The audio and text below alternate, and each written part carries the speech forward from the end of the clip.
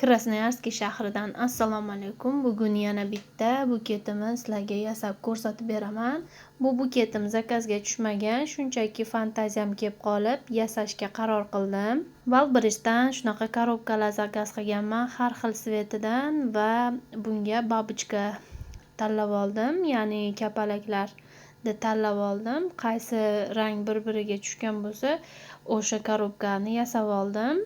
Bunaqa buketlar juda ham ko'p zakazga tushgan va zakazdan tashqari ham yasab qo'ysam albatta sotilib ketgan. Bunaqa korobkalarda yasalish usuli qiyin emas, shunchaki ko'rib turib yasash oson. O'shaning uchun sizlarga полностью instruksiyasini ko'rsatib o'tmadim. Videoda tushunarli bo'ladi degan umiddaman. Korobkamiz ichida yana bitta shunaqa korobka joylashgan bo'ladi. Shu korobkaning ichiga shunaqa penani solamiz. Penamizni ko'rinmasligi uchun shunaqa bumaga tissue degan narsa bilan bekitib qo'yamiz chiroyli qilib. Va provolka ishlatdim. Biriga 2 santimetrli bo'lgan provolkani ishlatib 3 xil razmerda korobkaga moslab o'lchab qirqib olamiz. Ko'rsatib o'tdim video davomida necha santimetrdan qilganimni. Har bitta provolkani 10 tadan 30 dona provolka qilganman. Shunaqa patlik plyonka tanladim babuchkamizni orqa qismiga. Shuni 10 santimetr, 12 santimetr qilib bu yog'iga qilib qirqib olamiz. Videoda ko'rsatilgandaqa qilib ko'pgina qirqamiz. Yetmay qolsa yana doполнить qilib qirqib yopishtirib olamiz babuchkalarimizni.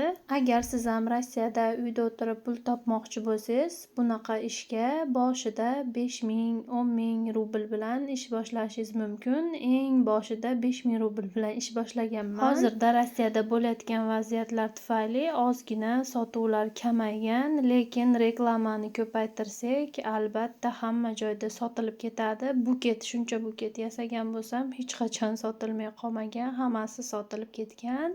Agarda siz Rossiyada 3-4 yil yashamoqchi bo'lmasangiz, bu ishni boshlamang, chunki buketlar tayyorlanadi va основной ko'proq bayramlarda ko'proq sotiladi buketlar. Hamma videolarimda ozginadan ma'lumot berib ketyapman, buketlar yasalishi va sotilishi haqida. Videolarimni ko'rayotgan insonlardan meni podpishka qilib, kanalimga obuna bo'lib, klass tugmachasini bosib o'tib ketinglar, iltimos. Meni podpishka qilib, klass bosib kommentariya qo'ygizayotgan podpishchiklarimga juda ham minnatdorchilik bildiraman. Bu korobkali buketimni 2-2,5 soat davomida tayyorlab bitirdim. Mana ko'rsatib o'tdim. Korobkani tagida hech qanaqa yozuvi bo'lmagan joyini qo'yamiz tag qismiga, ya'ni va shunaqa 2 metrli bo'lgan girlandani shunaqa qilib o'rab chiqib olamiz. Buketimizga yopishtirilmagan girlanda, faqat o'rab chiqilgan simlari, ya'ni va shunaqa korobkani o'zi защитный plyonkasi bilan qo'yamiz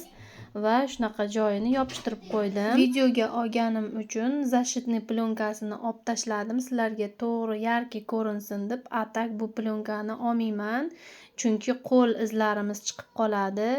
To klient olib ketguncha, o'shaning uchun bu plyonka joyida qoladi. Bu faqat video uchun olingan. Buketimizni so'nggi qismiga yetib keldik. Mana shunaqa qilib buketimizni qopqog'ini yopamiz va shunaqa chiroyli buketlarni tayyor bo'lgan holatini ko'ramiz. Mana marhamat ko'rishinglar mumkin. Agar buket yoqqan bo'lsa, klass bosib podpishka qilib ketinglar. Keyingi videolarda ko'rishguncha sog' omon bo'linglar.